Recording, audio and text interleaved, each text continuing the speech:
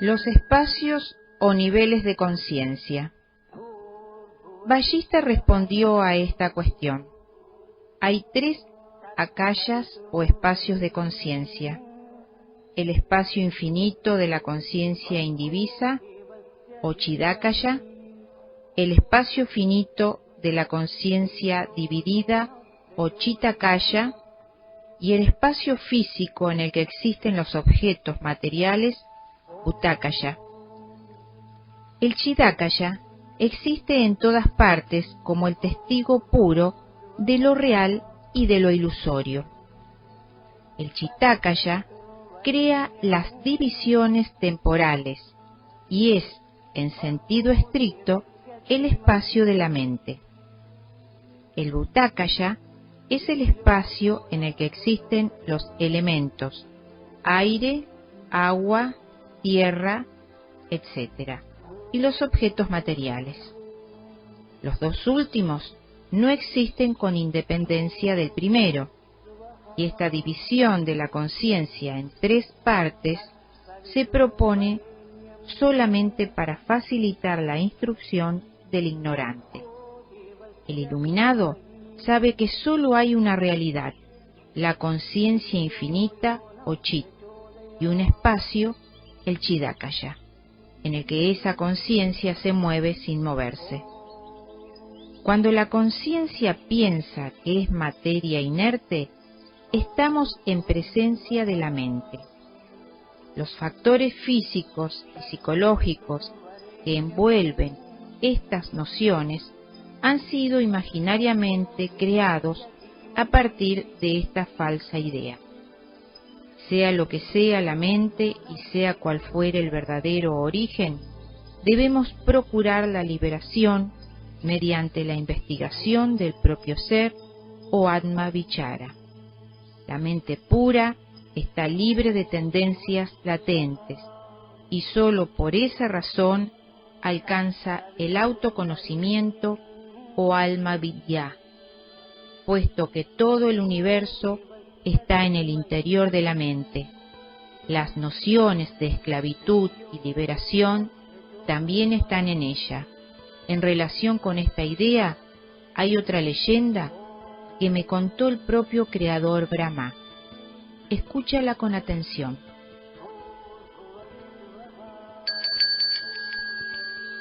La creación del Antakarana.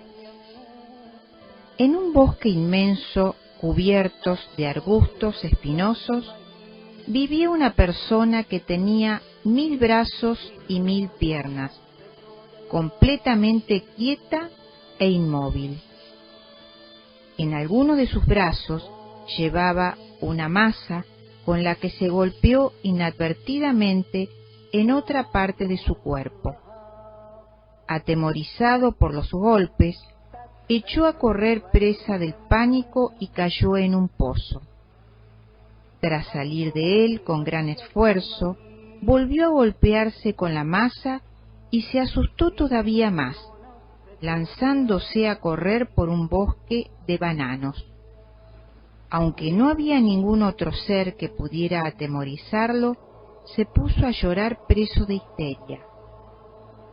Cuanto más nervioso estaba, más golpes se daba a sí mismo, sin poder evitarlo, de modo que no paraba de gritar y de correr, atemorizado por sus propios golpes.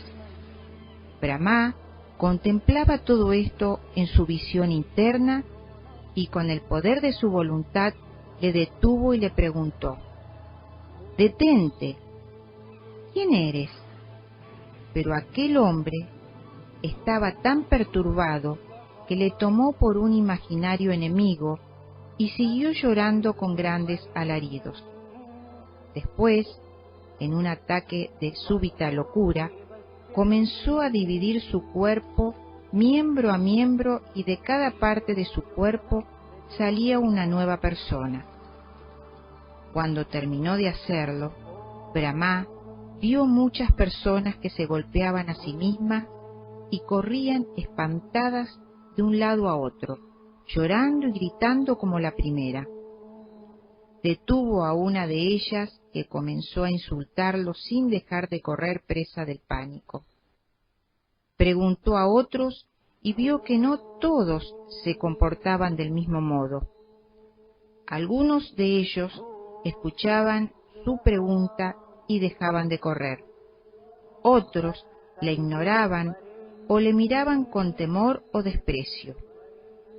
Había algunos que ni siquiera querían salir de los pozos en donde habían caído. Aunque el bosque era tan grande, querido Rama, ninguno encontraba un lugar seguro para la vida que habían elegido. Todavía hoy puedes ver a esa gente corriendo por el mundo de un lado a otro, como ignorantes hormigas que han olvidado la entrada de su hormiguero. Tú mismo has llevado esa vida de ignorancia e ilusión durante mucho tiempo y todavía no te has dado cuenta. Ese bosque, querido príncipe, no está lejos de aquí, ni ese extraño hombre vive en una tierra exótica y desconocida. El bosque es nuestro mundo, un gran vacío que solo puede ser visto por la luz de la inteligencia interna, que es la persona o personas que aparecen en la parábola. Unos aceptan la sabiduría y otros la rechazan y prefieren continuar sufriendo. Los que la aceptan son los iluminados, los que la repudian, los necios. La persona de 1000 brazos es la mente, o Antakarana, con sus innumerables manifestaciones. Se castiga a sí misma con sus tendencias latentes y vaga por el mundo sin saber a ciencia cierta qué es lo que busca y a dónde se dirige. El pozo de la historia es el infierno y el espeso bosque de arbustos espinosos es la vida del hombre mundano, con sus numerosas espinas de mujeres, hijos, enfermedades, etc., que le están causando un daño permanente que no sabe evitar. Aunque la luz de la sabiduría brilla sobre la mente engañada y le hace la pregunta adecuada, ésta la rechaza estúpidamente considerándola a un enemigo y pasa el tiempo lamentándose y dando gritos de angustia y desesperación. Observa atentamente, querido Rama, el juego de la ignorancia. Primero le obliga a uno a hacerse daño a sí mismo y le hace correr despavorido, sintiéndose misteriosamente golpeado por un fantasma. Aunque la luz del autoconocimiento brilla en todos los corazones, no dejamos de huir acosados por nuestros deseos que nos impulsan a correr en círculo dando vueltas a un problema sin solución. La mente se ciega a sí misma con sus falsos caprichos y esperanzas, y cuando se siente acosada por un incomprensible dolor, cae en la angustia y en la desesperación. La conciencia individualizada, que es la mente, es al mismo tiempo igual y diferente a la conciencia infinita. Como una ola es igual y diferente al resto de las olas y al océano entero. La mente es Brahma mismo, pero también es causa del samsara. Si hacemos uso de conceptos dualistas, querido Rama, es sólo para facilitar la enseñanza, pero esta división dualista no es real. La diferencia entre Brahman y el mundo, entre la conciencia y la mente, no reside en ellas mismas, sino en el modo de concebirlas. Brahman absoluto es omnipresente y no hay nada distinto a él. Su propio poder que penetra y envuelve todas las cosas no es distinto de él mismo. En los seres encarnados es la fuerza de la conciencia o Chit Shakti. En el aire es el movimiento, en la tierra la solidez y la firmeza, el vacío en el espacio, y en los seres creados el poder del ego personal. En el guerrero es el valor, en el universo el poder que origina la creación y conduce a la destrucción final, la causa del dolor en el que está afligido y la alegría en el que se siente eufórico y dichoso. El jiva no es material ni inmaterial, sino que aparece en la unión o superposición de la conciencia y la materia. Contempla este universo y el propio yo como el absoluto Brahman. Él es omnipresente e indescriptible.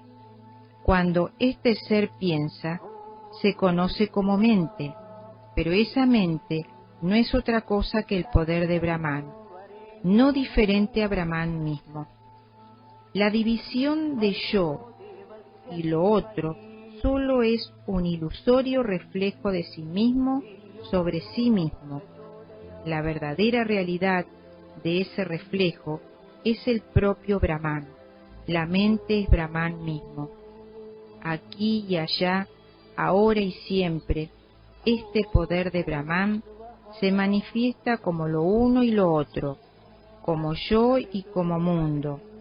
Pero estas manifestaciones solo son el reflejo de su Shakti, no una creación real. La creación, el cambio, la existencia y la destrucción solo se producen en Brahman. La acción y el agente, el nacimiento y la muerte, la existencia en suma, es Brahman y nada más que Brahman. No existe nada diferente a él, ni siquiera en la imaginación. La ilusión, el deseo, la codicia, el apego, no existen realmente. ¿Cómo podrían existir si no hay dualidad alguna? Puesto que la esclavitud es inexistente, la liberación también es falsa. Rama preguntó: Sagrado Señor, dijiste que cuando la mente piensa en algo, ese algo se materializa ante ella. Y ahora dices que la esclavitud no existe. ¿Cómo pueden ser verdad ambas proposiciones tan contradictorias? Ballista contestó rápidamente: la mente, Rama, imagina la esclavitud en el estado de la ignorancia, del mismo modo que los sueños desaparecen al despertar. Las alucinaciones, conocidas como esclavitud y liberación, no existen a los ojos del iluminado, que carece de ignorancia. Conozco una curiosa leyenda que ilustra perfectamente este asunto. Escúchala con atención. Un niño pidió a su niñera que le contara un cuento, y la criada le contó la siguiente historia.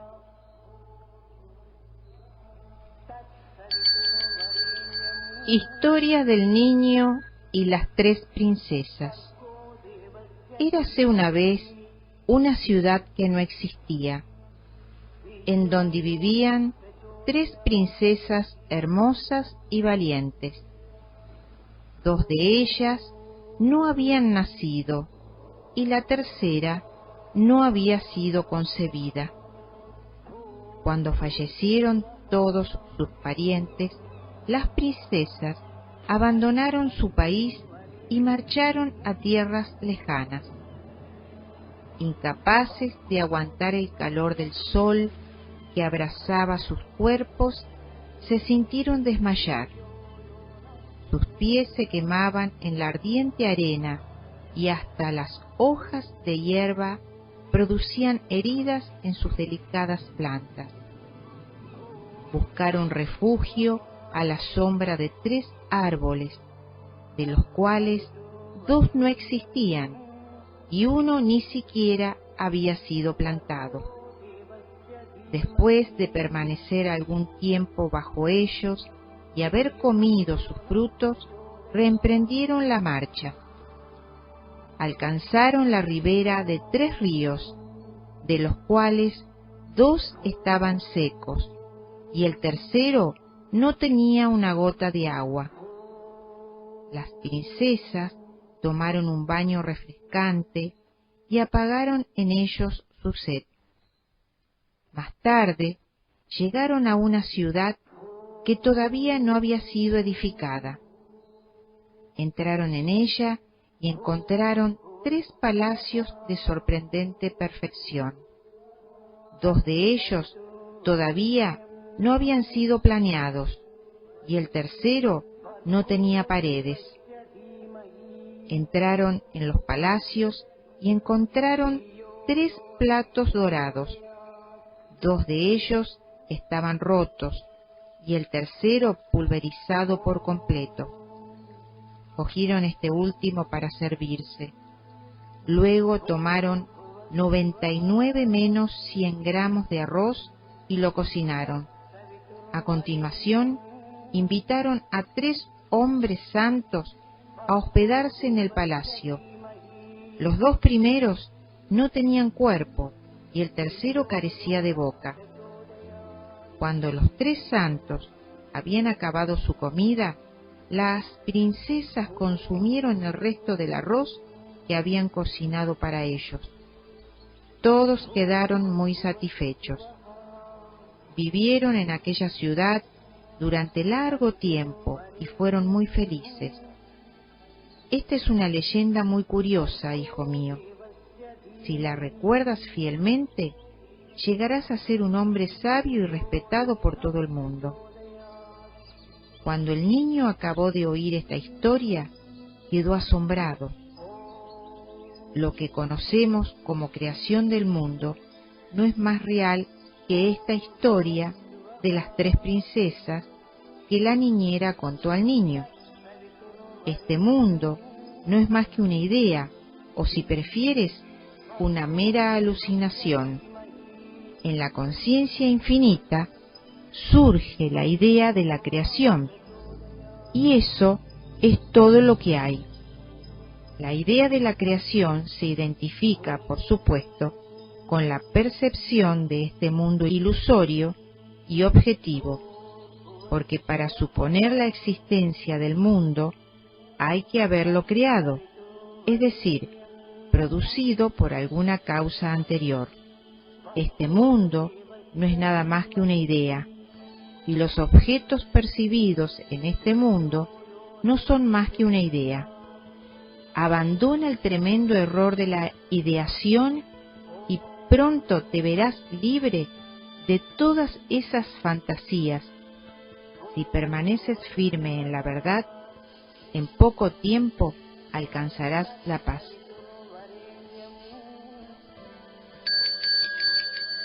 Inmortalidad del ser.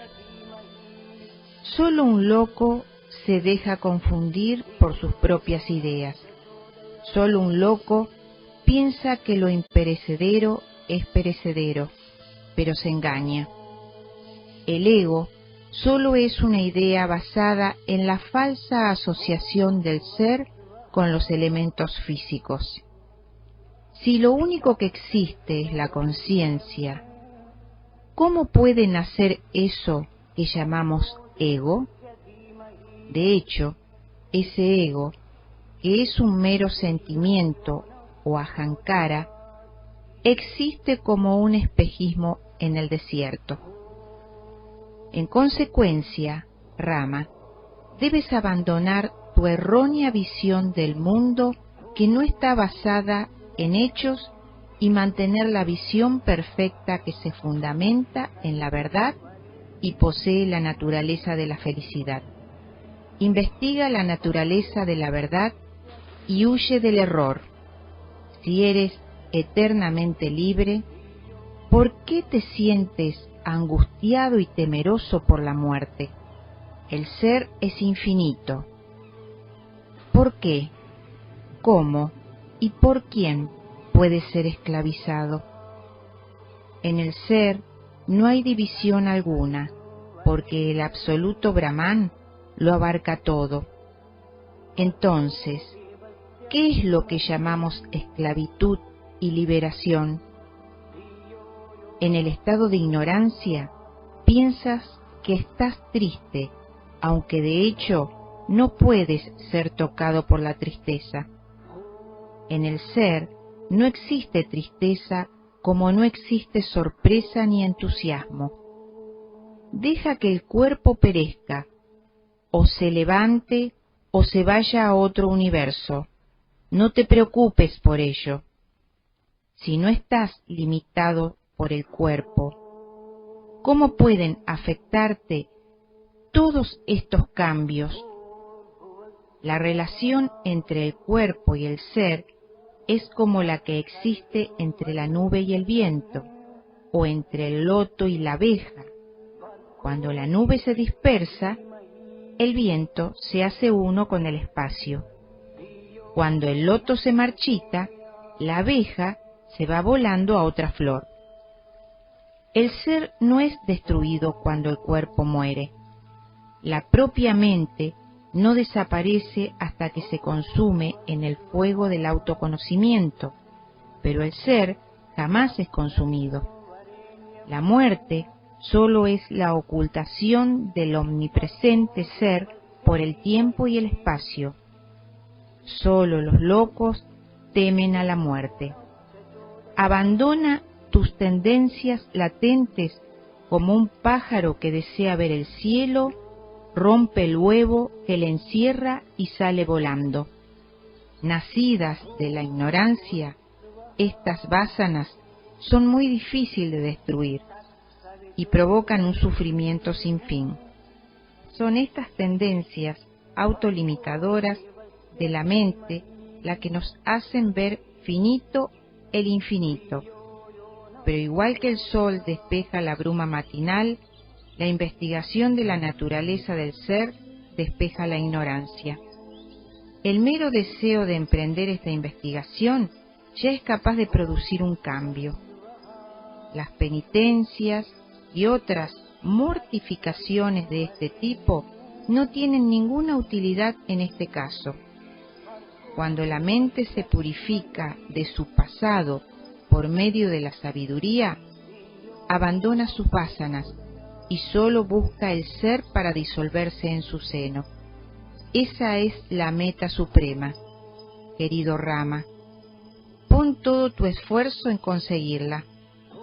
En este momento, otro día llegaba a su fin, y los nobles y sabios allí reunidos se retiraron a descansar como en jornadas precedentes. Al día siguiente, Vallista continuó su discurso con estas palabras: manifestándose en la conciencia infinita, la mente crece y se desarrolla por su propia naturaleza. Todo lo que toca, por pequeño que sea, lo aumenta, lo hace de su propiedad. Hace que lo largo parezca corto y lo escaso suficiente. En un abrir y cerrar de ojos, crea numerosos mundos y en otro instante los destruye sin miramientos. Igual que un actor es capaz de interpretar varios papeles, la mente toma diversos aspectos uno tras otro. Hace que lo irreal parezca real y a causa de ello parece que goza y sufre con lo que hace. Hasta lo que le pertenece de modo natural lo aferra desesperadamente como si fuera a perderlo en un instante, y sufre las consecuencias de este falso sentido de la propiedad. Igual que el tiempo, con sus sucesivas estaciones, produce cambios en los árboles y en las plantas, la mente, con su facultad de pensamiento e ideación, hace que una cosa parezca otra, y en consecuencia el espacio y el tiempo, y todas las cosas que hay en su seno, están bajo el control de la mente, que más pronto o más tarde hace lo que tiene que hacer con cada objeto, según la intensidad de su deseo o su apatía hacia él. No hay nada imposible para la maravillosa mente.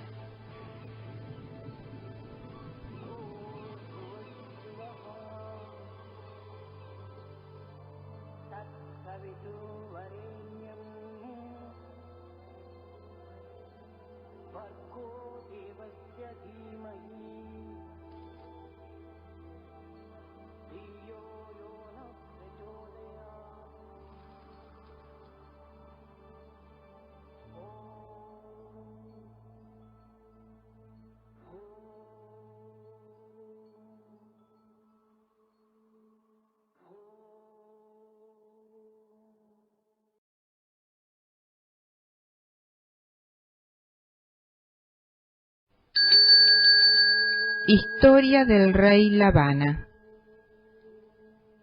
Te ruego, Rama, que escuches otra interesante leyenda que ilustra esta misma idea con persuasivas imágenes. En un país conocido como Uttarampandava, de ciudades prósperas y hermosas y bosques habitados por pacíficos sabios, reinaba un monarca llamado Lavana, que descendía del famoso rey Harishchandra. Era correcto, generoso y noble, un gobernante ejemplar en todos los sentidos.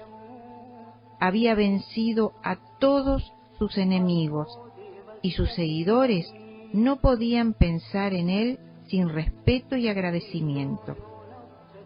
Cierto día el rey estaba en su corte sentado en el trono. Cuando todos los ministros y el resto de la corte le habían prestado homenaje, entró en la sala un juglar y le saludó diciendo: «Voy a mostrarte algo maravilloso, amado rey». Movió un puñado de plumas de pavo real que llevaba en la mano y al momento apareció en la sala un jinete a lomos de un magnífico caballo blanco. El juglar rogó al rey que lo aceptase como regalo y le pidió que montase aquel brioso corcel para dar un paseo. Lavana admiró durante unos instantes el impresionante y vigoroso animal. A continuación, el monarca cerró sus ojos y quedó inmóvil, como si estuviera hipnotizado. Al verlo en aquel estado, toda la corte quedó muda de asombro. En la sala del trono reinó un silencio absoluto que nadie se atrevía a romper. Después de algún tiempo, el rey abrió los ojos y comenzó a temblar como si algo le aterrorizara enormemente. Sus ministros acudieron a sostenerlo porque parecía a punto de desplomarse. Lavana se asustó mucho al verlos y les dijo: «¿Quiénes sois? ¿Qué pretendéis hacer conmigo?». Los ministros le respondieron muy preocupados: «Señor, tú eres el monarca de este poderoso reino, y una ilusión mágica se ha apoderado de ti. ¿Qué ha ocurrido en tu mente? Solo los que están apegados a los pequeños objetos de este mundo y a las falsas nociones de la vida son afectados por este tipo de aberraciones mentales.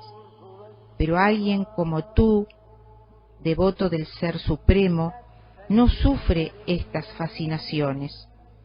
Solo el que no ha cultivado la sabiduría puede ser afectado por drogas o encantamientos, pero el que tiene su mente plenamente desarrollada como tú no puede ser víctima de tales hechizos».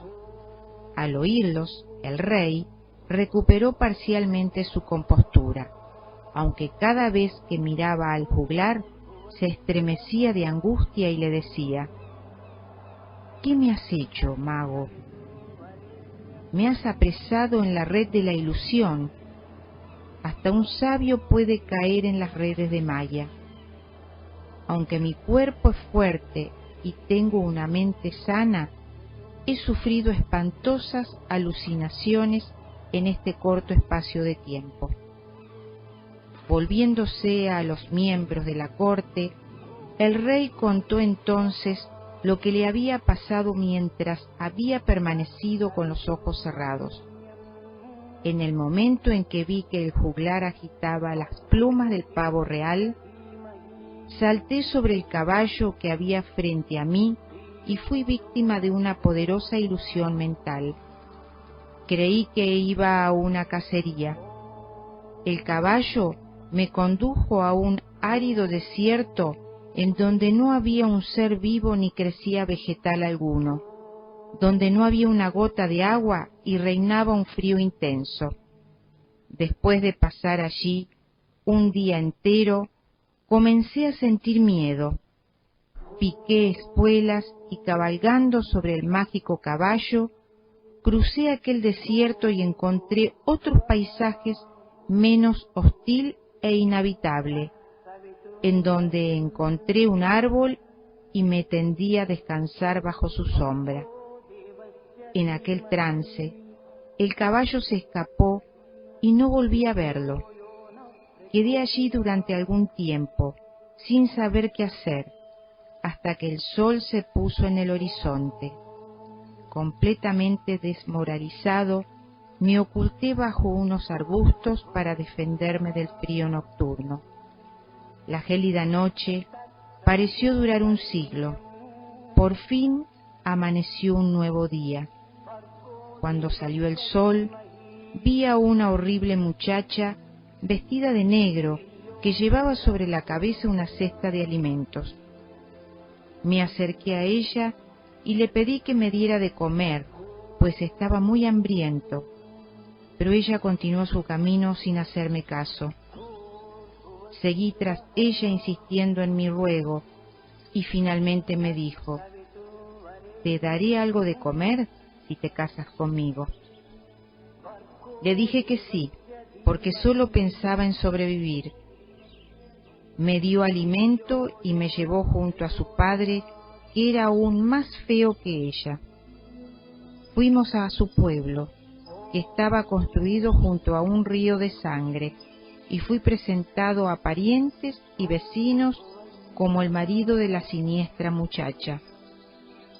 A partir de entonces, fui tratado por todo el mundo con mucho respeto y cortesía. Para entretenerme, solían contarme historias truculentas que sólo me causaban espanto. En una ceremonia diabólica, celebré mis bodas con aquella muchacha. Por aquel acto, me convertí en miembro de la tribu. Mi esposa dio a luz una niña que fue fuente de nuevas desdichas y preocupaciones. Con el tiempo, nacieron otros 2 hijos. Casi sin darme cuenta, me convertí en un padre de familia de aquella pavorosa tribu. Pasé muchos años allí, sufriendo las agonías de un hombre que tenía que alimentar a su mujer y a sus hijos. Mi trabajo consistía en cortar leña para venderla a mis vecinos y a menudo tenía que dormir a la intemperie. Cuando el tiempo era frío, me refugiaba entre las matas para guarecerme un poco de tales inclemencias. Nuestra comida habitual era la carne de cerdo. El tiempo pasó y fui envejeciendo, demasiado para poder soportar aquel trabajo. Entonces comencé a vender carne para ganarme la vida de forma menos dura. La compraba en la aldea de los montes Vindiyá y la vendía en los pueblos de los alrededores. La cortaba en pequeños trozos y la secaba en una nave muy sucia y pestilente. No tenía otro medio para ganarme la vida. A menudo tenía que luchar con otros miembros de la tribu para conseguir la poca carne que podíamos encontrar. Con estos trabajos, mi cuerpo estaba sucio como el de un apestado. Ocupado en aquellas ingratas actividades, mi mente sentía inclinación hacia la suciedad y la miseria. Los pensamientos y los sentimientos bondadosos habían desaparecido por completo de mi cabeza. Mi corazón había perdido toda compasión, como una serpiente abandona su piel cuando llega el invierno. Hería y mataba con trampas y flechas a todo tipo de animales que se ponían a mi alcance. Con un miserable taparrabos, soportaba los rigores del invierno igual que mi desgraciada familia. Esclavizado por las cadenas de mis bajos deseos, me hice un verdadero salvaje y profería palabras llenas de odio, lloraba mi desgracia y comía carne podrida. Iba a la deriva como una hoja arrastrada por el viento, como si mi única misión en la vida fuera comer y sobrevivir en medio de aquella inmundicia. En cierta época, una gran sequía se apoderó de aquel país. El aire era tan caliente que parecía lleno de agujas de fuego. Los bosques se incendiaron y todo quedó reducido a cenizas. La gente moría de hambre y de sed. Veíamos espejismos creyendo que se trataba de agua y tomábamos las piedras por trozos de carne que intentábamos masticar en vano. Algunos comenzamos a comer cadáveres. Otros se comían sus propios dedos empapados con la sangre de los muertos. Tal era el demencial estado de supervivencia que reinaba allí. Lo que había sido un amable bosque se había convertido en un horroroso cementerio. Lo que habían sido bellas arboledas eran abrasadores desiertos que se estremecían con los gritos de los moribundos. Atormentada por el hambre, mucha gente huía del país y emigraba a tierras lejanas. Otros, profundamente atados a sus mujeres e hijos, perecían de hambre o eran destrozados por las fieras salvajes. Abandoné el país y me trasladé muy lejos con mi mujer y mis hijos. Después de andar muchos kilómetros, encontré una fresca sombra bajo los árboles. Deposité cuidadosamente a mis hijos que habían transportado sobre mis hombros y permanecimos allí durante algún tiempo. El menor de mis hijos era muy pequeño e inocente, y el más querido de mi corazón. Con lágrimas en los ojos me pedía comida. Aunque le dije que no había nada de comer, era incapaz de soportar el hambre y seguía pidiéndome comida en su cándida inocencia. Desesperado le dije: «De acuerdo, come mi carne». El inocente niño exclamó sin pensarlo: «Dámela». Me sentí emocionado y lleno de piedad. Comprendí que el niño sería incapaz de aguantar el hambre mucho más tiempo. Decidí que el mejor método de poner fin a todas aquellas desdichas era suicidarme e hice un montón de leña con la ayuda de unos árboles cercanos. Cuando subí a la pira funeraria, sentí un fuerte estremecimiento y me encontré en esta corte rodeado por todos vosotros que me saludabais, os preocupaban por mí. Cuando el rey acabó la narración, el juglar desapareció de repente. Los ministros dijeron: «Señor, no era un juglar auténtico porque no ha pedido dinero como recompensa. Seguramente se trataba de una divinidad que quería mostrarte a ti y a todos nosotros el poder de la ilusión cósmica. De todo lo que has contado, puede deducirse que la apariencia del mundo no es más que un juego de la mente, y la propia mente no es más que un juego del ser omnipotente e infinito. Esta mente es capaz de engañar al hombre más sabio. ¿Dónde estaba, de hecho, vuestra majestad, versado en todas las ramas del conocimiento, donde aquella desconcertante ilusión? Seguramente no se trataba de un vulgar truco de magia. Los magos solo trabajaban con cosas materiales. La ilusión que nos has referido es algo mucho más poderoso. Por eso desapareció el juglar sin pedir recompensa alguna». Descripción de la mente. Ballista terminó de esta manera su narración y dijo: yo estaba en aquella corte y vi todo lo que os he contado con mis propios ojos. La mente oculta la naturaleza real del ser y crea una apariencia ilusoria con todos los elementos adecuados. Destruye esa ilusión con la sabiduría, querido Rama, y permanece en paz. En el principio, surge una división primordial en el Ser Supremo o Conciencia Infinita, y se transforma aparentemente en dos: el observador y el observado, el sujeto y el objeto. Cuando el observador quiere coger o comprender lo observado, se produce la mezcla del sujeto y el objeto, y la confusión de la realidad con la apariencia.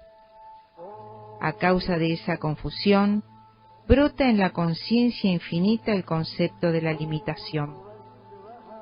La mente limitada produce en su interior todo tipo de ideas que la debilitan, conduciéndola al sufrimiento.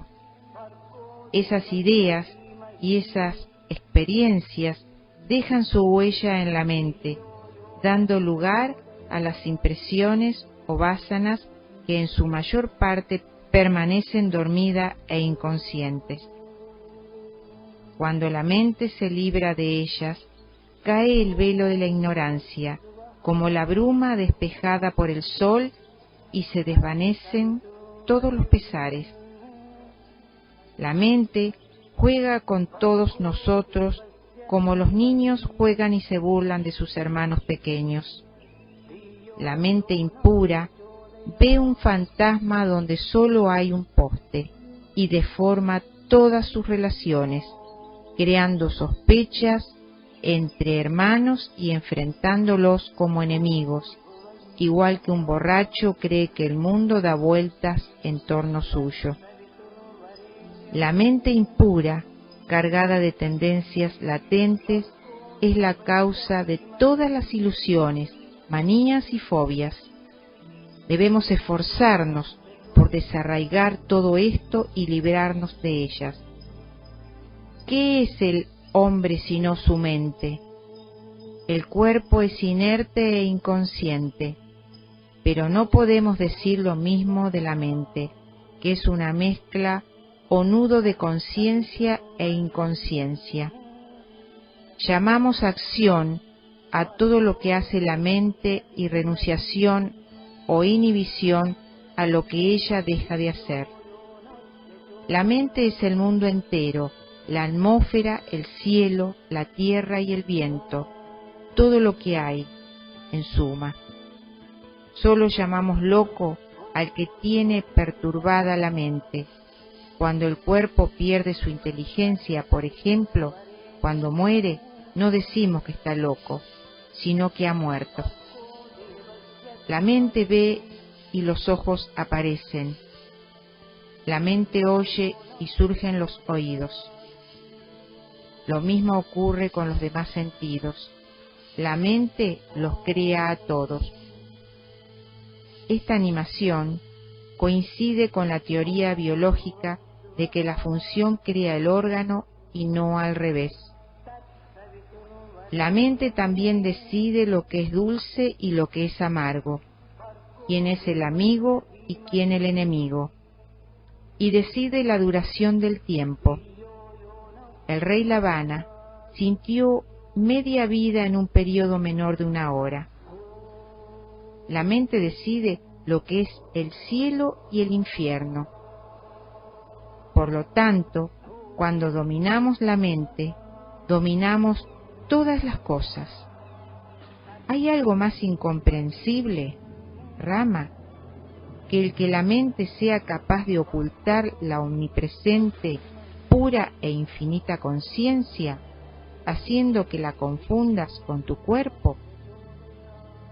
La mente misma aparece como el viento en las cosas que se mueven, como el brillo en las que resplandecen, como la solidez en la tierra y como el vacío en el espacio. Cuando la mente está en otra parte, no sentimos el gusto de los alimentos masticados, y uno no puede ver lo que está delante de sus ojos. Los sentidos han surgido de la mente y no al revés, pues no son nada sin ella. Solo un loco puede decir que el cuerpo y la mente son dos cosas completamente distintas. No son diferentes de hecho, porque solo son mente. Bienaventurados los sabios que comprenden esta gran verdad. El conocedor de la verdad no se siente perturbado, aunque su cuerpo esté abrazando a una mujer, que para él es como un objeto de madera que está en contacto con su cuerpo. Aunque le corten los brazos, no siente dolor alguno, y es capaz de convertir en felicidad cualquier sufrimiento.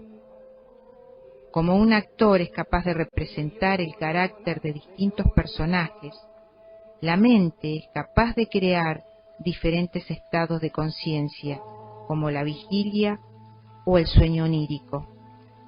Qué misterioso poder el de la mente que hizo creer al rey Lavana que era un hombre de una tribu primitiva. La mente experiencia lo que ella misma construye, por la acción electiva y sintetizadora del pensamiento. Si comprendes esto, puedes hacer lo que quieras. A causa de un pensamiento insistente, la mente cree que ha nacido y más tarde que ha muerto. Aunque no tiene forma alguna, piensa que es un jiva que posee un cuerpo y todo lo demás. Solo a causa de los pensamientos se asume el nacimiento y se sufre o se disfruta la pena y la alegría, que residen en la mente como el aceite en la semilla. El que no permite a su mente merodear entre los objetos de placer es capaz de dominarla.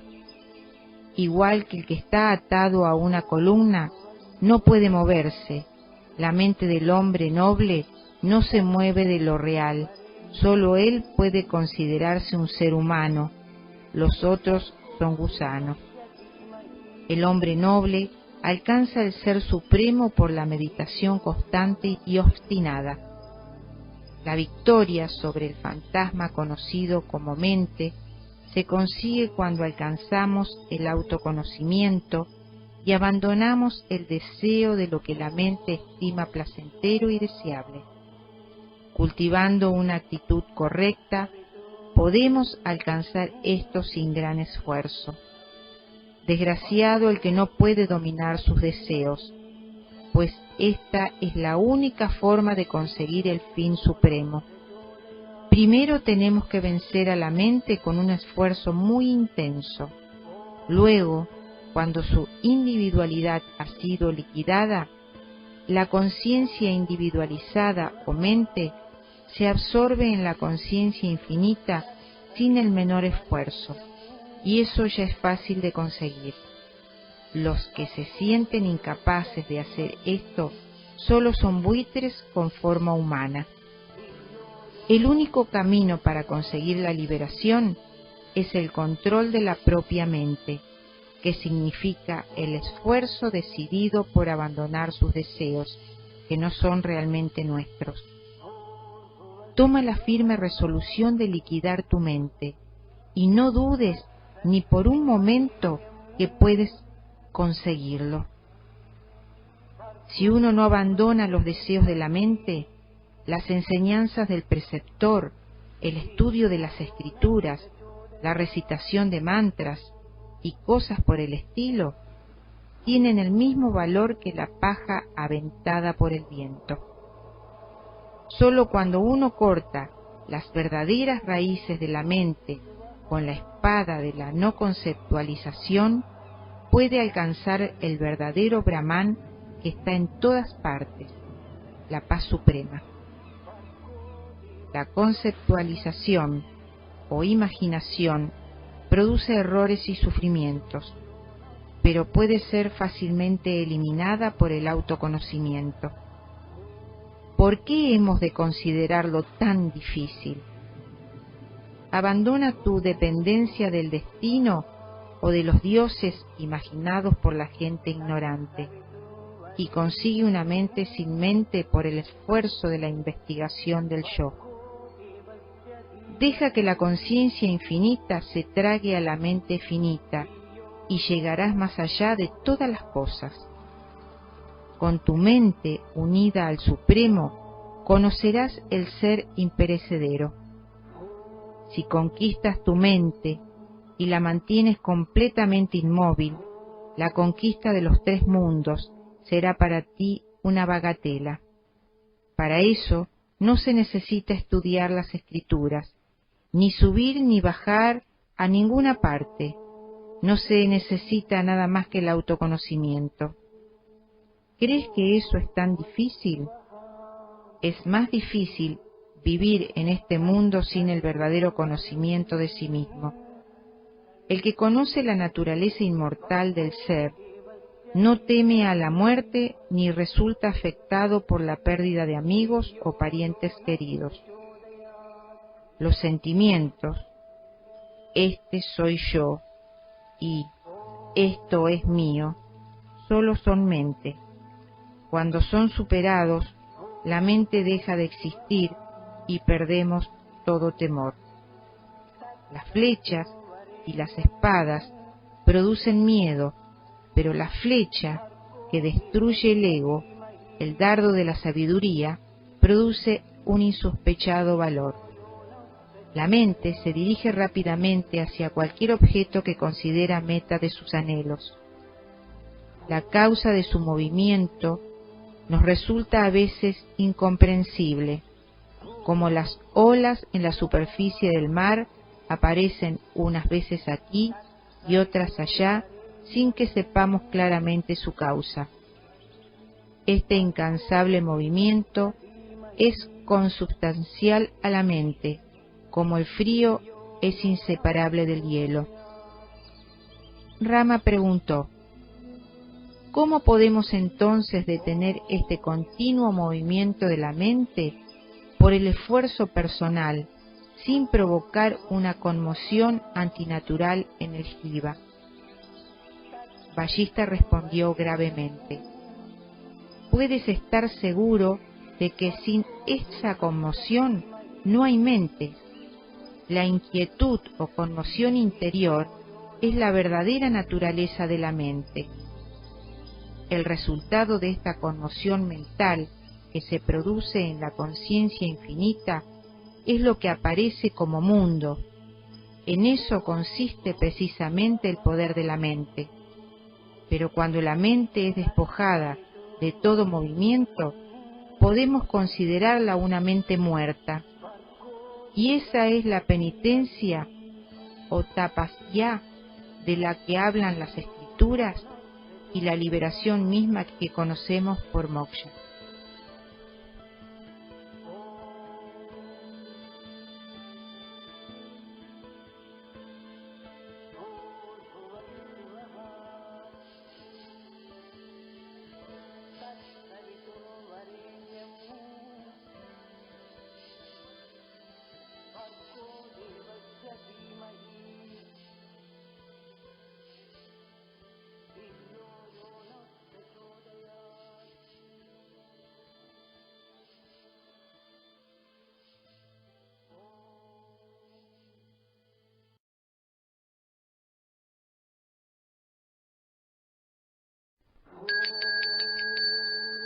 Naturaleza de avidya o la ignorancia.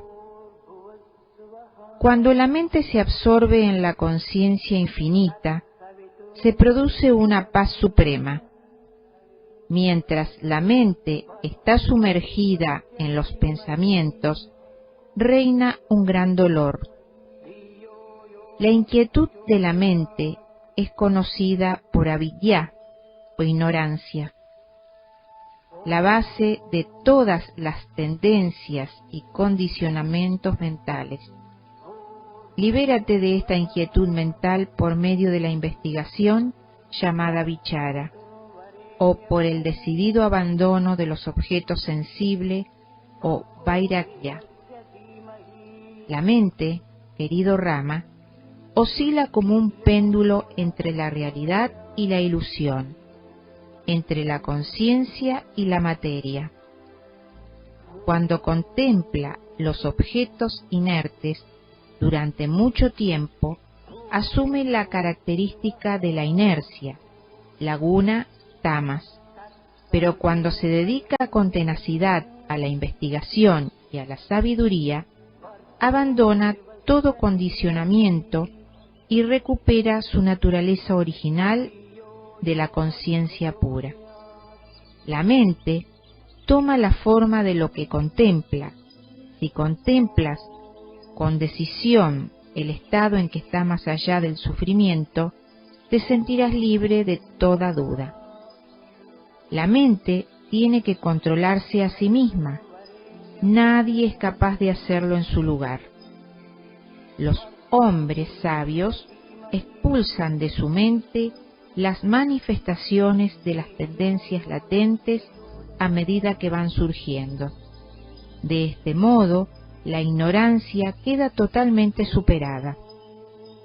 Lo primero que debes destruir son los condicionamientos mentales provocados por los deseos, y luego debes superar los mismos conceptos de esclavitud y liberación.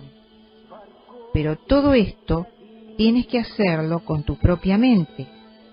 Las tendencias psicológicas y condicionamientos mentales, como la visión de las dos lunas que contempla la persona aquejada de diplopía, son irreales.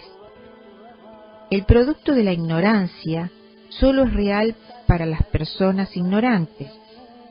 Para el sabio, solo son expresiones verbales sin contenido sustancial posible, como el hijo de una mujer estéril. Si solo existe el uno, ¿quién el que actúa y quién puede hacer? Si tú no eres realmente el agente, ¿por qué asumes esa actividad?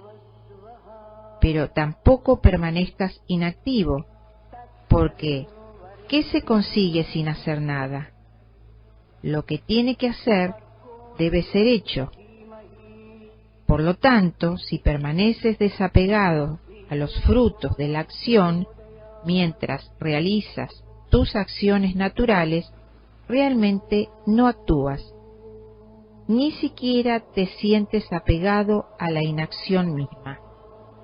Entonces es cuando te conviertes realmente en el verdadero agente, el ser que todo lo hace, sin hacer nada en absoluto. Si todo este mundo es como el truco de un mago, ¿qué se puede conseguir o qué hay que rechazar? La semilla de este mundo ilusorio es avidya, la ignorancia. Pero cuando no vemos las cosas como tales cosas, es decir, cuando no las determinamos como objeto, esa ignorancia es idéntica a la verdad. Una frase muy esclarecedora del Advaita: la verdadera ignorancia no es ver los objetos, sino pensarlos como objetos, creer que son cosas independientes de Brahman. El poder que crea este mundo ilusorio y lo conserva en movimiento como la rueda del alfarero, sigue dando vueltas impulsada por el propio alfarero. Son las tendencias psicológicas o vásanas. Este mundo está hueco y sin sustancia, como una caña de bambú. Si prescindimos de Brahman, no puede ser comprendido como mundo.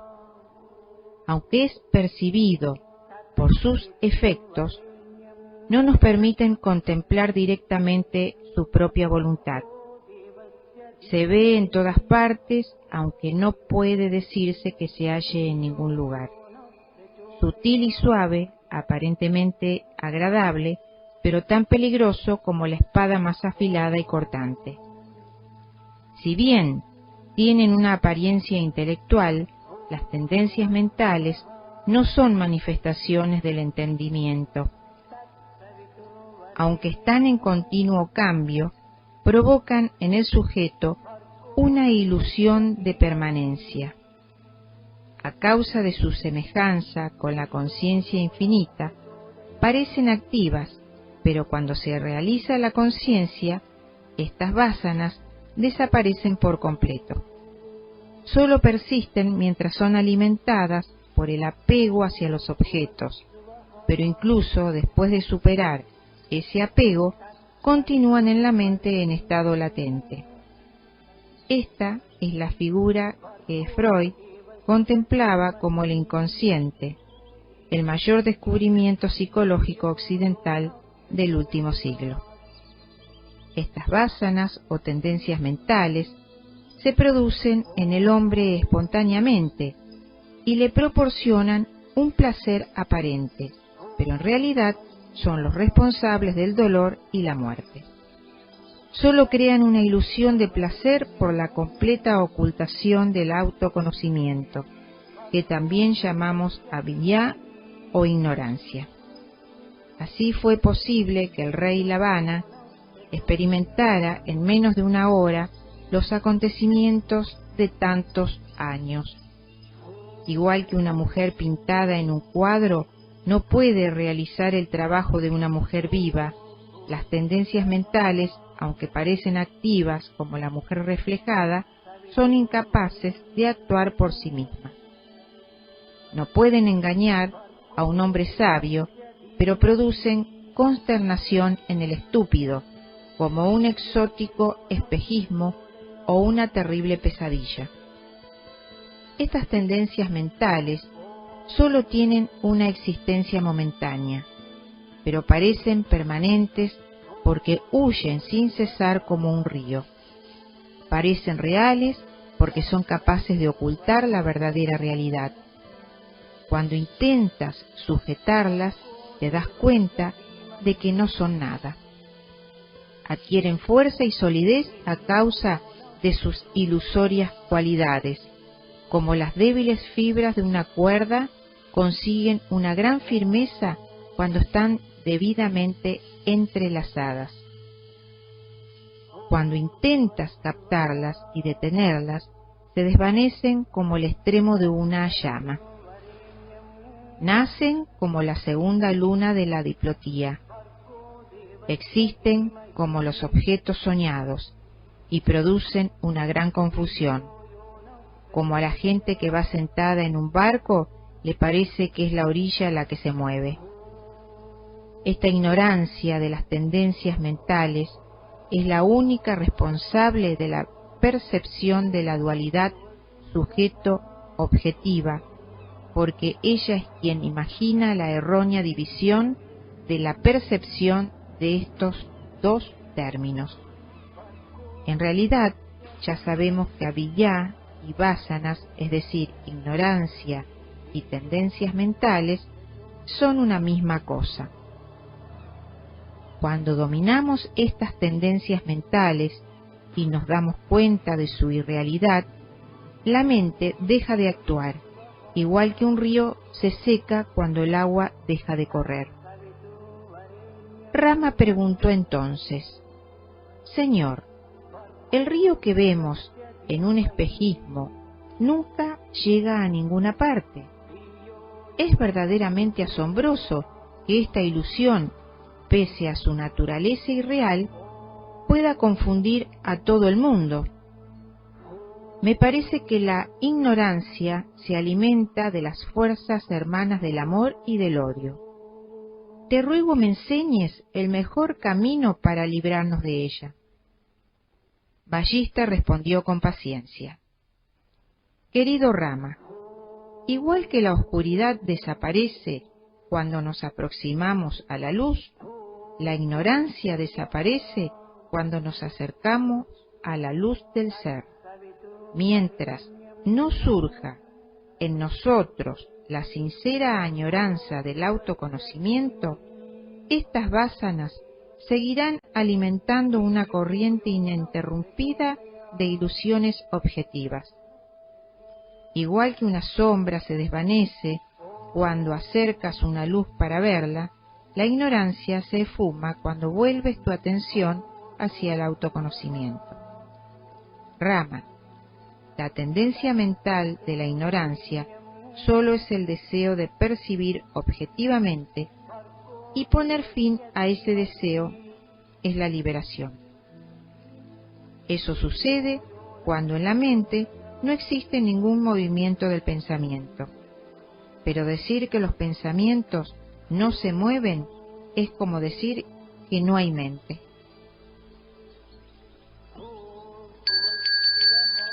Naturaleza del ser o Atman. Rama preguntó: dices que la desaparición de la ignorancia es el conocimiento del ser.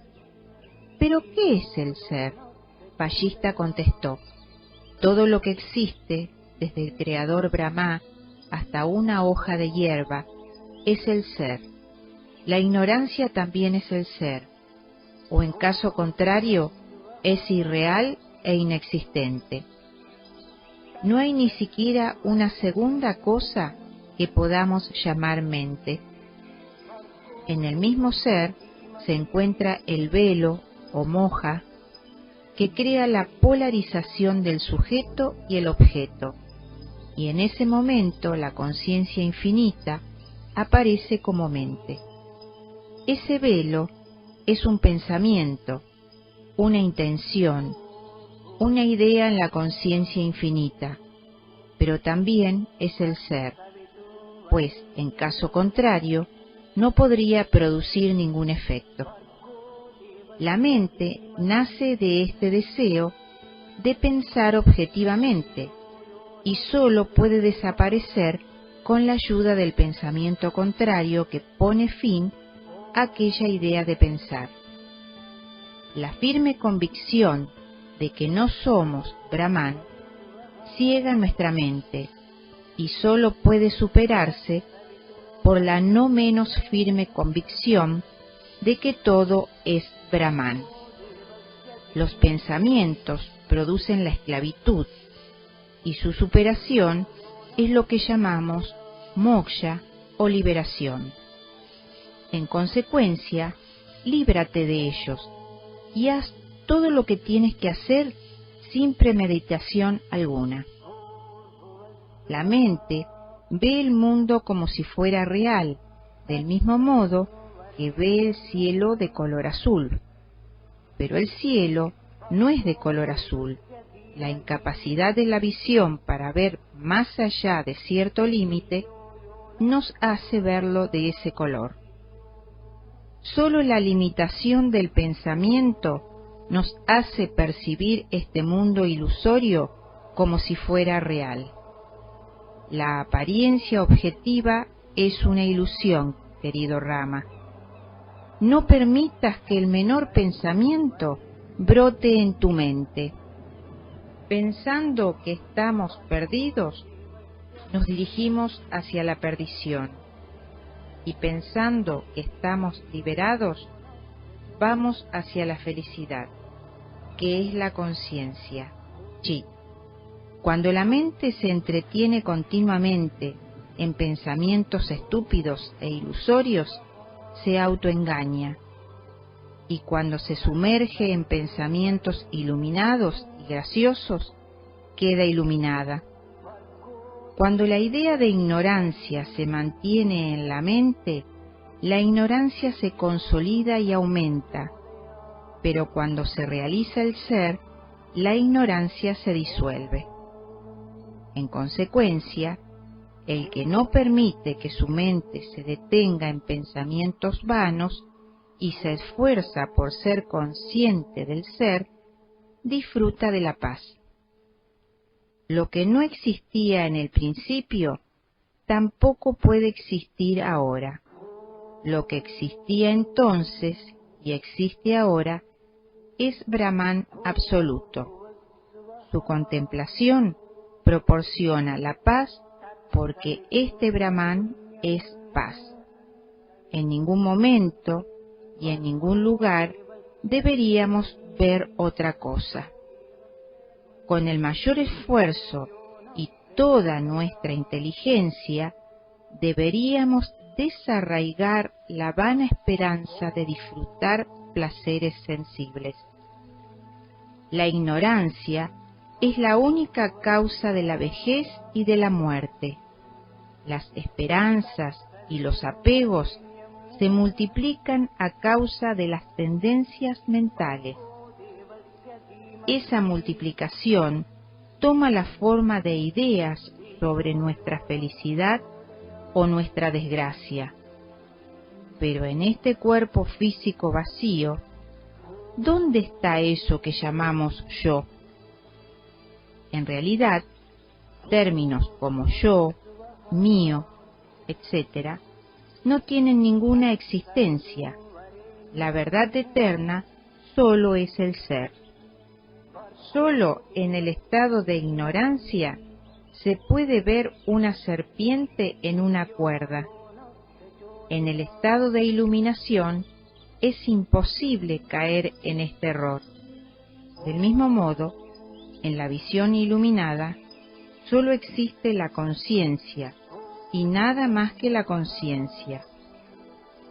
No seas un hombre ignorante, querido Rama, sino un intrépido sabio. Destruye las tendencias mentales que producen este mundo ilusorio. ¿Por qué consideras, como los ignorantes, que este cuerpo es tu ser y te sientes miserable? Aunque cuerpo y alma parece existir juntos, no son inseparables. Cuando el cuerpo muere, alma no muere. ¿No es sorprendente, Rama, que la gente olvide la verdad del absoluto Brahman, lo único real, y esté plenamente convencida de la existencia de este mundo ilusorio? No permitas que arraigue en ti la idea de la existencia independiente del mundo. Cuando la conciencia está contaminada, a pesar de su irrealidad, nos arrastra a un sufrimiento real. La ilusión existe como un espejismo a causa de la ignorancia y nos hace ver alucinaciones, como nos hace experienciar el cielo y el infierno. No te dejes atar por esas tendencias mentales que son únicas, responsables de la percepción de la dualidad del sujeto y el objeto, y permanece totalmente incondicionado. A partir de ahí, conseguirás el verdadero dominio sobre todas las cosas. Después de unos instantes de profunda meditación, Rama preguntó: Sabio sagrado, ¿es verdaderamente increíble que una ilusión como esta sea capaz de producir tal creencia en un mundo creado? Te ruego que me expliques con más detalle cómo puede ocurrir. Por favor, dime por qué sufrió el rey Ravana aquellas terribles alucinaciones sin dudar de ellas en absoluto. Dime también, te lo ruego, ¿quién es el que siente toda esa pesadumbre?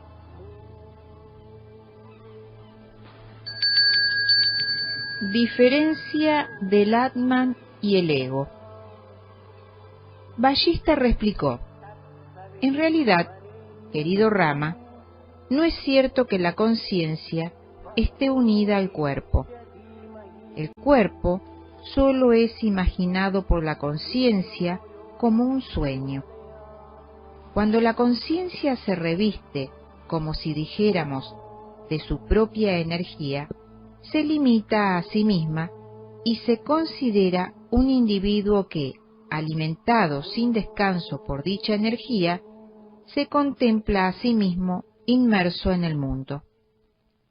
El ser encarnado que sufre o disfruta los efectos de las acciones pasadas se conoce como ego, mente o jiva. Ni el cuerpo ni el alma experimentan sufrimiento. La única que sufre es la mente ignorante. Solo en estado de ignorancia, un estado parecido al sueño profundo, la mente sueña un mundo ilusorio, pero cuando despierta de ese sueño y queda iluminada, no lo siente así. Por tanto, el cuerpo encarnado que experimenta el sufrimiento puede denominarse mente, ignorancia, jiva o vásanas, o si lo prefieres, conciencia individualizada. El cuerpo es consciente, por lo tanto, no puede gozar ni sufrir.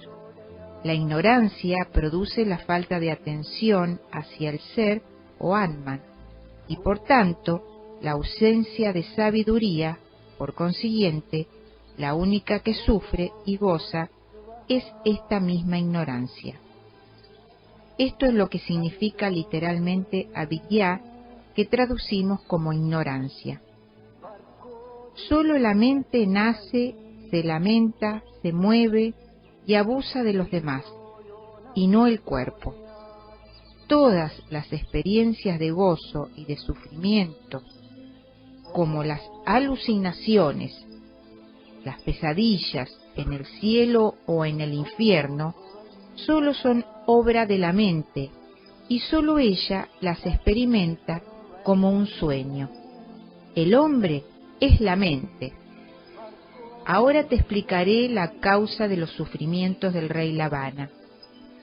Este rey, descendiente del gran Harishchandra, pensaba: mi abuelo llevó a cabo grandes ritos religiosos y se convirtió en un gran rey. Practicaré los mismos ritos. Reunió todo lo necesario, buscó a los hombres religiosos capaces de llevarlo a cabo y practicó mentalmente esos ritos durante un año entero, mientras permanecía sentado en su jardín. Ya hemos dicho en la introducción que cada rito solía precisar de una familia determinada de brahmanas que supiera realizarlo adecuadamente. Por eso, Vashista era históricamente un eterno adversario de Vishwamitra. Puesto que había completado los ritos mentalmente, tenía derecho a gozar de sus frutos. La mente es la única responsable de todas las acciones o karmas, y también la que experimenta los resultados de gozo o sufrimiento que éstas originan. Yo fui testigo de la escena que te he contado en la corte del rey Ravana, y cuando todos querían saber quién era el mago que desapareció repentinamente, yo sabía su identidad por medio de mi visión sutil. No era más que un mensajero de los dioses. Dice la tradición que Indra envía todo tipo de penalidades para probar la fortaleza de ánimo de los que emprenden ritos como el que Ravana había practicado mentalmente. Las alucinaciones que tuvo solo eran el resultado de esta prueba.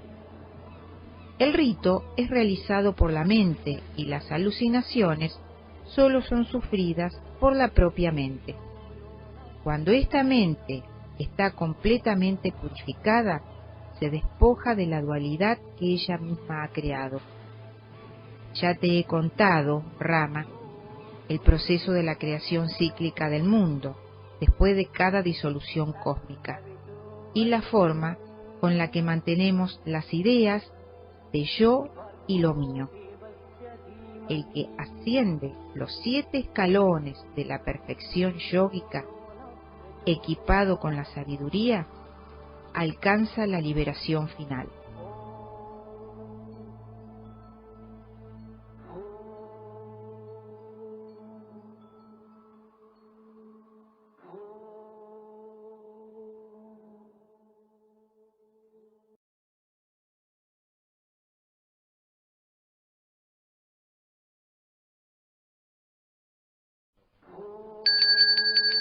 Los estados o escalones del conocimiento. Rama preguntó de nuevo: Sagrado Señor, ¿a qué 7 escalones te refieres? Vallista contestó: hay 7 escalones que descienden al nivel de la ignorancia y otros 7 que suben a la plataforma de la sabiduría. Te los describiré con detalle. Permanecer fijo en el autoconocimiento es nirvana o la emancipación. Liberación, sabiduría, emancipación, iluminación, es decir, moksha, nirvana, vidya, jnana, etc., son prácticamente sinónimos y así aparecen a lo largo de la obra.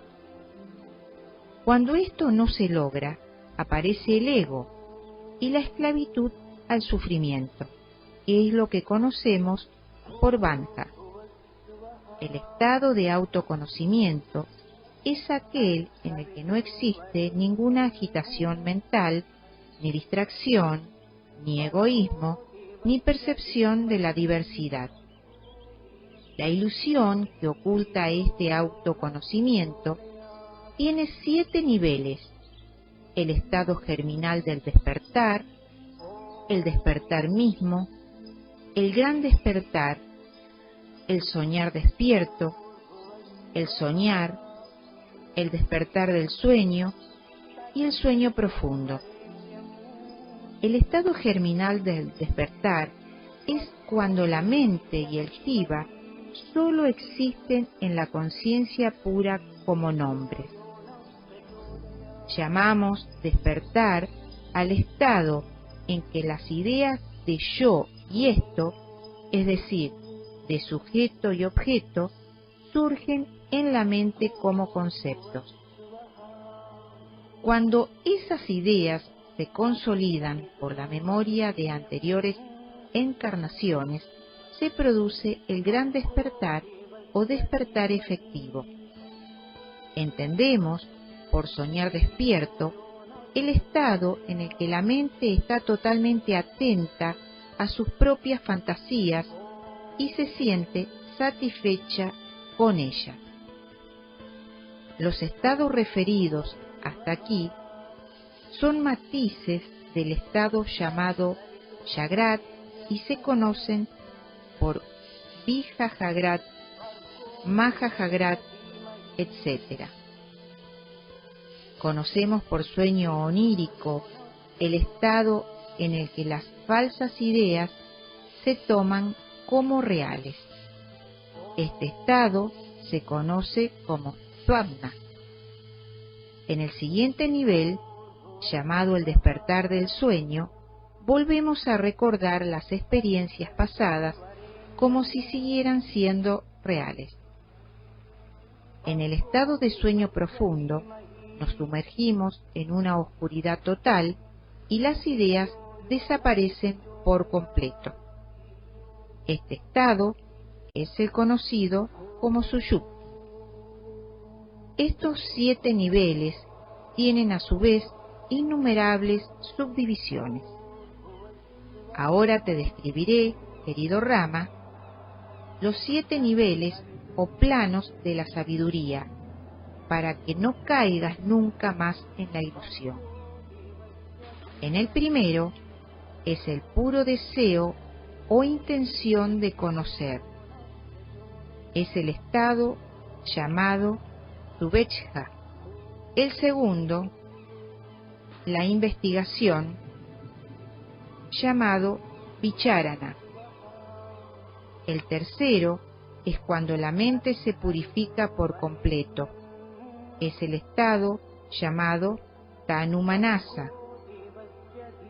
El cuarto, el establecimiento en la verdad, llamado Satapati.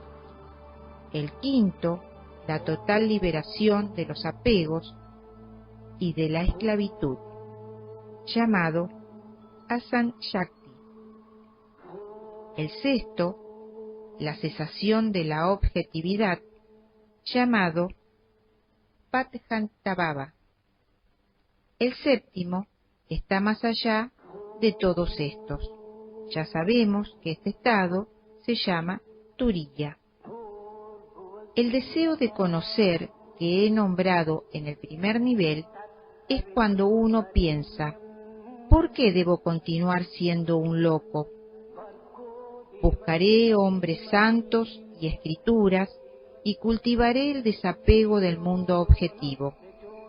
Después, uno se compromete en la práctica de la investigación del propio yo. De todo esto brota el desapego y la mente se vuelve sutil y transparente. Este es el tercer nivel. Después de practicar estos tres, surge en el buscador un rechazo natural hacia los placeres sensibles, y ese es el establecimiento en la verdad, que es el cuarto estado o nivel. Cuando todos estos han sido cubiertos, se produce un desapego total y al mismo tiempo la convicción en la naturaleza de la verdad, que es el quinto nivel. En ese punto, uno se introvierte en el propio ser y cesa la percepción de la diversidad objetiva, y todos los esfuerzos que se hacen proporciona una experiencia espiritual inmediata. Después de esto, ya no existe el soporte individual subjetivo, no hay diversidad objetiva, y el autoconocimiento se produce en modo natural e ininterrumpido. Este es el séptimo nivel trascendental. Es el estado de los que están liberados en vida o Jivan Mukta. Más allá de esto está el nivel del que ya ha trascendido el cuerpo o Videha Mukta. Los hombres superiores que ascienden estos 7 planos de la sabiduría son los santos.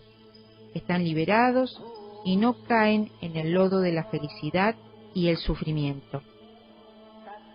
Ya actúen o permanezcan inactivos. Están introvertidos en el ser y no necesitan de nadie para ser felices. El más elevado estado de conciencia, que es Turiya, puede ser alcanzado por todos los hombres y también por los animales, tanto si tienen un cuerpo como si se trata de seres desencarnados, porque ese nivel solo supone la posesión de la sabiduría y no tiene nada que ver con el cuerpo al que parezca estar unido. Los que han alcanzado los planos más elevados de conciencia son llamados con todo derecho Mahatmas o grandes hombres. Son dignos de adoración. Un emperador es una miserable hoja de hierba comparado con ellos, porque ellos están liberados aquí mismo. El ejemplo del anillo de oro. El ser, confundido por la ignorancia, imagina una existencia individual egoísta, como si el oro, olvidando su naturaleza, creyera que solo es un anillo y llorara desconsolado. ¡Qué desgracia! He perdido mi naturaleza de oro. Rama preguntó: Sagrado Señor, ¿cómo puede nacer en el ser esa ignorancia egoísta? Ballista dijo: solo debemos formular cuestiones sobre lo real y no sobre lo irreal. Ni existe el anillo desprovisto de su naturaleza de oro, ni existe el ego limitado. Cuando el joyero vende el anillo, lo que pesa es el oro, porque el anillo es oro. Si uno se pone a discutir sobre la forma del anillo o sobre las formas finitas de la conciencia infinita, está hablando de los hijos de la mujer estéril. La existencia de lo irreal es irreal, solo surge en la ignorancia y se desvanece cuando investigamos acerca de ello. En la ignorancia podemos ver plata en el nácar de una concha, pero ni siquiera en ese momento es plata. Mientras desconocemos la verdad del nácar, continuamos en la ignorancia. Como nadie puede extraer aceite de la arena, del anillo solo podemos obtener oro. En este universo no hay dos realidades. Debajo de todos los nombres y las formas solo brilla la conciencia infinita, la única realidad. Esa es la naturaleza de esta terrible ignorancia, la ilusoria noción de ego sin existencia real. Este ego no existe en el ser infinito, en donde no hay creador ni creación, ni mundo ni cielo, ni seres humanos ni demonios, ni cuerpos, ni elementos, ni tiempo, ni existencia, ni destrucción, ni tú, ni yo, ni ser, ni esto, ni verdad, ni falsedad, ni noción de la diversidad, ni contemplación, ni disfrute de la felicidad. Todo lo que conocemos como universo es una paz suprema sin principio ni fin. Todo es todo en cualquier momento, más allá de la comprensión de la mente y las palabras. No hay creación alguna, pues el infinito nunca abandona su infinitud. Esto no se transforma nunca en eso. El oro nunca deja de ser oro para convertirse en anillo. Todo esto es como el océano, pero un océano tranquilo y sin movimiento, autoluminoso como el sol, sin actividad alguna. En la ignorancia, el supremo ser se contempla como objeto, como mundo. El oro se contempla como anillo. Igual que el vacío, existe en el espacio y se identifica con él. Lo que parece ser la creación de Brahman, existe en Brahman como Brahman mismo. Las ideas de cerca y lejos, aquí y allá, son tan válidas y certeras como la distancia entre dos objetos en un espejo que refleja toda una ciudad.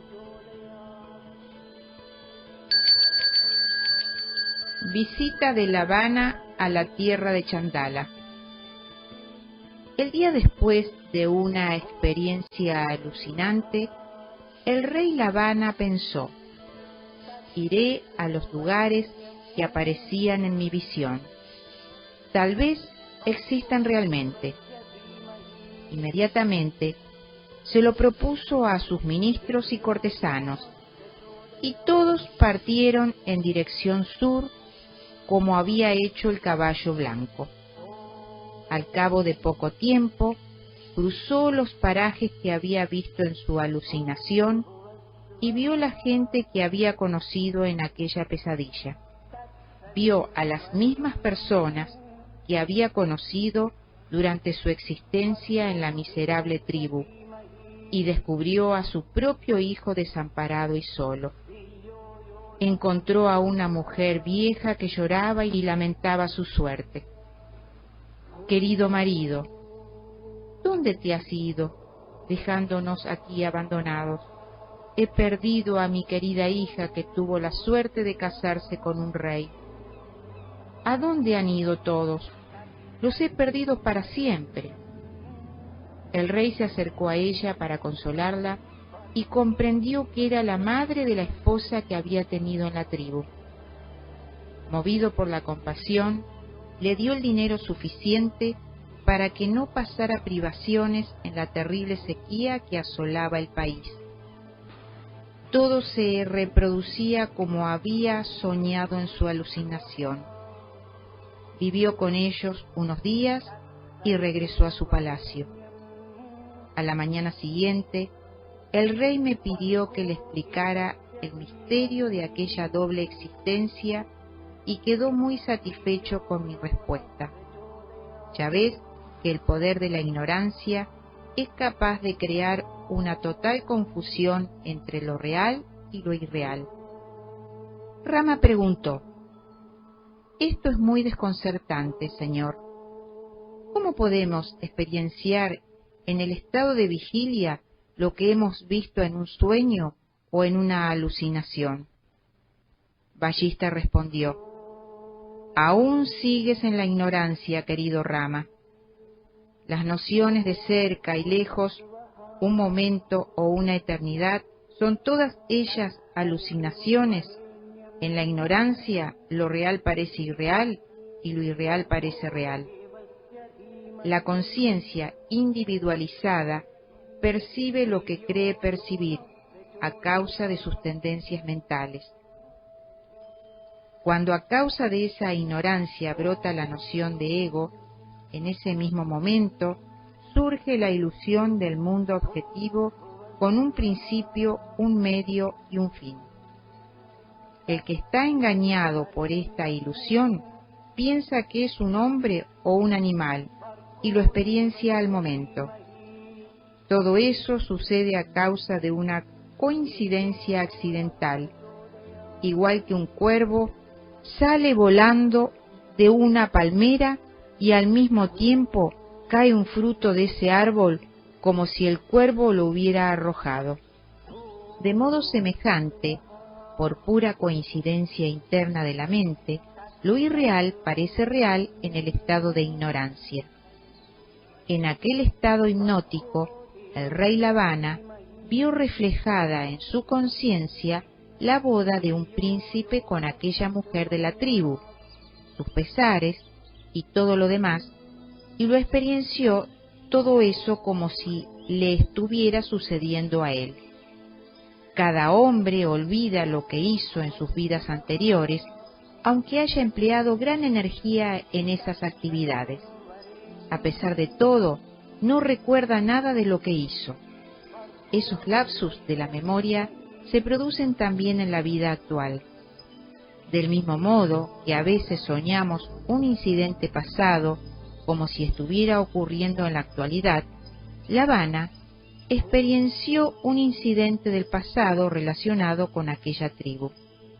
Es posible que la gente que habitaba en el bosque de la ladera de los montes Vindhyas experienciara en su propia mente las mismas visiones que aparecieron en la conciencia de Lavana. También es posible que Lavana y los hombres de aquella tribu vieran en sus propias mentes lo que otro estaba sintiendo. Estas alucinaciones se transforman en realidad cuando son experienciadas por varios, como una doctrina mantenida por muchos hombres es aceptada como verdadera. Cuando se incluyen en la vida de una persona determinada, adquieren su propia realidad. Después de todo, ¿cuál es la verdad de las cosas de este mundo, sino una manera de ser experienciada en nuestra conciencia? Discriminación de Atman. La ignorancia no tiene entidad real, como el aceite que se extrae de la arena no tiene realidad alguna. La ignorancia y el ser no tienen relación posible, porque sólo puede haber relación entre las cosas iguales o semejantes. Por consiguiente, cada cosa del universo llega a ser cognoscible solamente por la conciencia infinita. No es que el sujeto ilumine al objeto que no posee luminosidad en sí mismo, sino que la conciencia es el sujeto y el objeto, y por tanto es autoluminosa y no necesita una inteligencia perceptora diferente a ella misma. Cuando la conciencia aprende un objeto inerte, la inteligencia sólo se percibe por la acción de la conciencia que se hace consciente de sí misma, y a esa percepción la llamamos sujeto o ego, cometiendo una evidente objetivación de la que tendríamos que buscar el subsiguiente sujeto y así sucesivamente. No es correcto decir que en este universo está mezclado lo consciente y lo inerte o material, porque ambos no pueden mezclarse en absoluto. El conocimiento solo se produce porque todas las cosas poseen conciencia, y en la medida en que esta conciencia se capta a sí misma. Este es un momento supremo de la exposición del yoga y de la teoría Vedanta Advaita en general.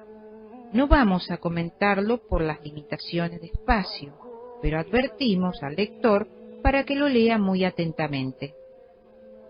Entre un árbol y una roca es posible ver una relación, aunque ambos parezcan inertes, pero tal relación solo existe en sus componentes fundamentales, la tierra, el agua, etc., que han sufrido un cierto tipo de transformación para convertirse en árbol y en roca. Lo mismo ocurre con el sentido del gusto. Las papilas gustativas de la lengua responden al gusto de los alimentos a causa de su similar constitución. Toda relación de conocimiento es, por lo tanto, la comprensión de una unidad previamente existente. Solo se contempla como relación a causa de la previa y engañosa aceptación de una división entre el objeto y el sujeto. De hecho, solo hay conciencia indivisible, infinita.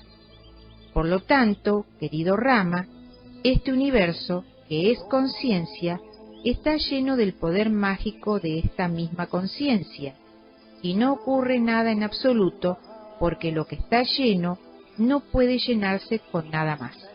Decimos que está lleno como diríamos que un espacio imaginario se llena con una ciudad imaginaria.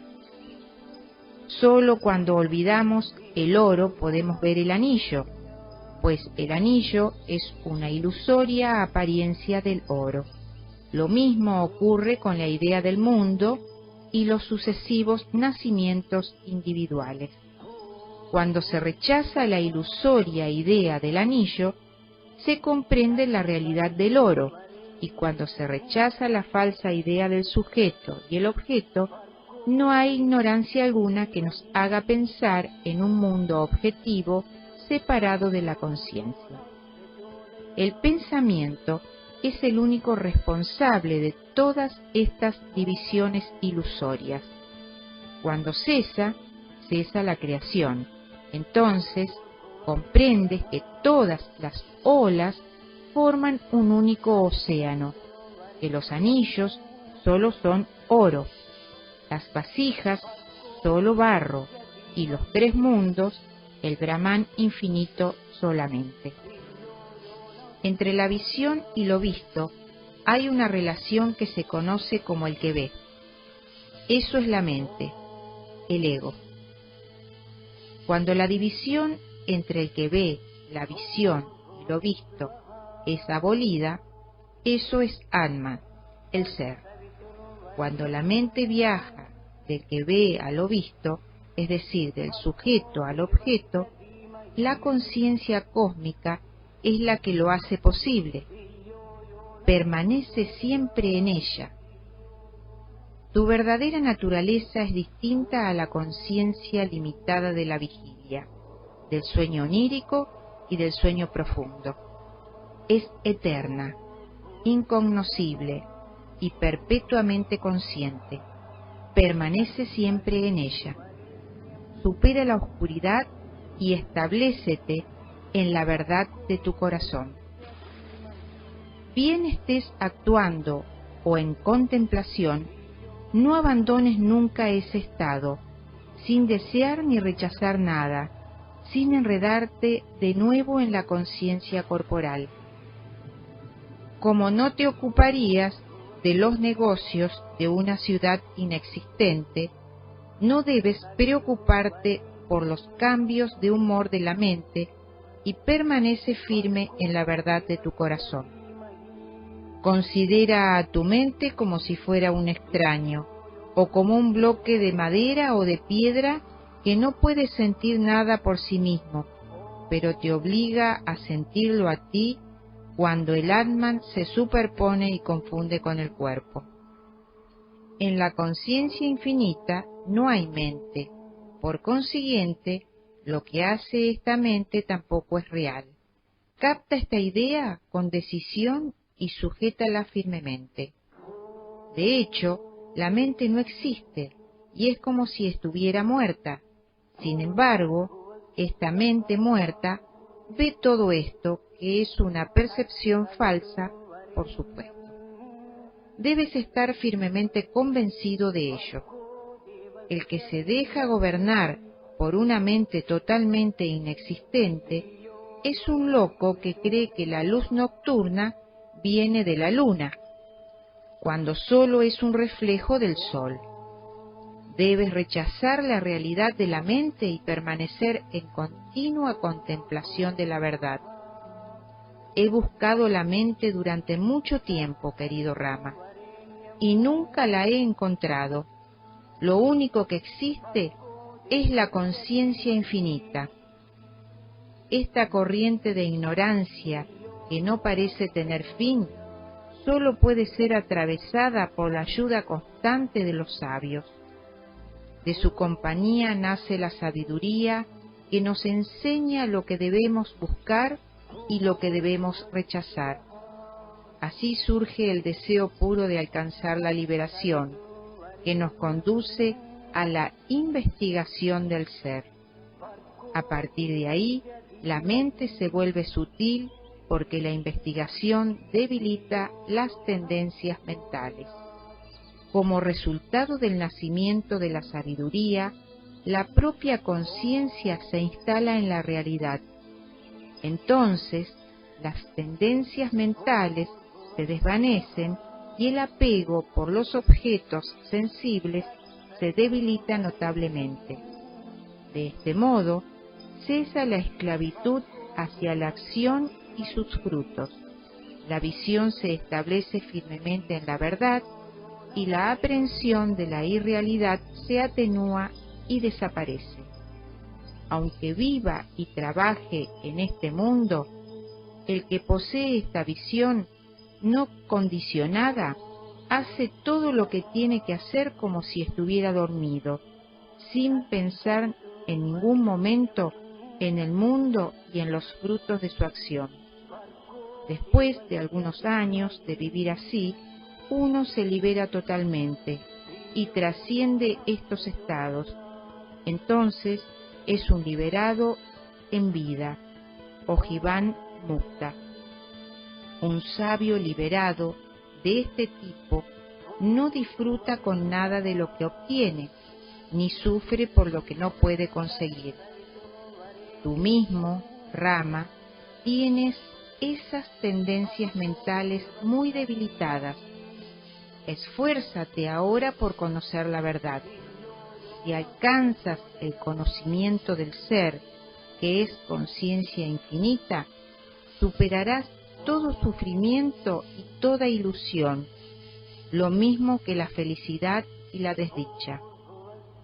Puesto que el ser es uno e indiviso, no tiene parientes ni amigos, y en consecuencia debes descartar todo sufrimiento que proceda de esta falsa relación. Puesto que el ser es uno e indiviso, no hay nada más valioso que el propio ser. Este ser no sufre cambio alguno y no puede morir. Cuando la vasija se rompe, el espacio que hay en su interior no se rompe con ella. Cuando las tendencias mentales son superadas y la mente se halla en perfecta tranquilidad, la ilusión que engaña al ignorante toca a su fin. Mientras la ilusión de Maya no es claramente comprendida, se siente como una ilusión, pero cuando se la comprende en profundidad, se ve como conciencia, y se transforma en la mayor fuente de felicidad, la realización del Brahman absoluto. Solo hablamos del ser, del Atman, de Brahman y de todos estos nombres, por motivos didácticos, pero en realidad solo existe la conciencia pura y no el ser encarnado. Lo conozcas o no lo conozcas, es lo único que existe. Todas las desgracias que vemos en este mundo corresponden al cuerpo. El ser, Atman, que no tiene relación con los sentidos, no es afectado por sufrimiento alguno. En el ser no hay deseos. El mundo aparece en él sin deseo ni intención alguna por su parte. Querido Rama, por medio de mis enseñanzas, debes superar la falsa noción de creación y de existencia objetiva. Tu conciencia, desprovista de todo dualismo, se ha purificado por completo.